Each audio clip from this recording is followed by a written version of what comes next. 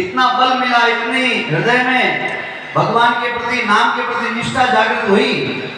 जब तक सूर्य और चंद्रमा का प्रकाश इस पृथ्वी पर जगमगाता रहेगा, तब तक श्री कबीरदास जी महाराज की दिव्य ज्योति का प्रभाव जन जन के हृदय में जागृत होता रहेगा। सूर्य चंद्रमा तो फिर भी हद की बात बताइए, संतों की वाणी में तो बेहद की बात है। चंद सूर पहुंचे नहीं अगम कबीरा देश, हम इन्हीं में रच रहा यो कैसो उपदेश। हमारे श्री दयाल जी महाराज की वाणी में लिखा है, श्री रामदास जी महाराज ने 12 गुरु बनाए, ऐसा वर्णन बताया गया है। द्वादश गुरु फिर किया दिशा और मुठीर मन की।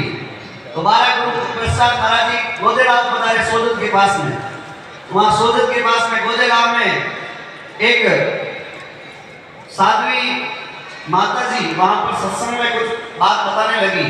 देखो माताएं, बहनें, भाई लोग, सत्संग में किसी प्रकार का कोई वर्ण, स्त्री पुरुष से कोई भेद नहीं होता है, क्योंकि ज्ञान है ना सबसे पवित्र है और ज्ञान का अधिकार सबको है। और ज्ञान की चर्चा कहां से भी प्राप्त हो सकती है, हम कल्पना भी नहीं कर सकते हैं। छोटा हो, बालक हो, माता हो, बहन हो, भाई हो, वृद्ध हो, इसमें आयु अवस्था की कोई जो है अटकाव नहीं होता। तो वहां पर एक बैठे साध्वी जी माता जी ने वहां पर बात बताई। श्री कबीरदास जी महाराज की कुछ साखियां वाणी उन्होंने सुनाई और श्री रामदास जी महाराज ने श्रोता के रूप में, रामो जी थे उस समय, रामदास जी महाराज नाम नहीं पड़ा भी, रामो जी थे।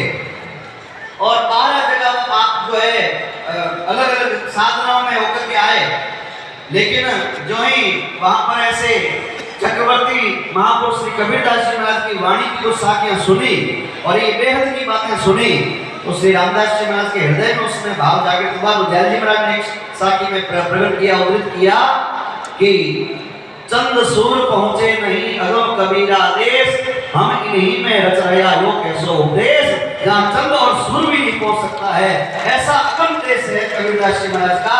अभी तो हम लोग इस हद में ही घूम रहे हैं, वो कैसी चर्चा है। ऐसी कोई दिव्य चर्चा सुनाने वाले मुझे संत मिल जावे तो मैं धन्य धन्य हो जाऊं।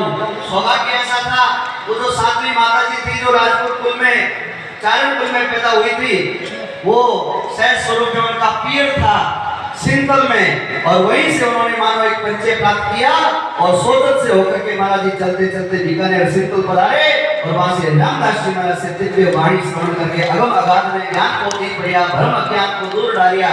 ऐसी वाणी सुनते ही श्री रामदास जी महाराज इस निर्गुण नाम परंपरा में लग गए, निर्गुण नाम परंपरा में लग गए। तो मैंने आपको पहले भी कई बार कथा में बताया होगा, उसी सिंतल धाम के बाद चौकी पर श्री रामदास जी महाराज विराजमान थे। ये भी पुरुष दर्श दिखलाया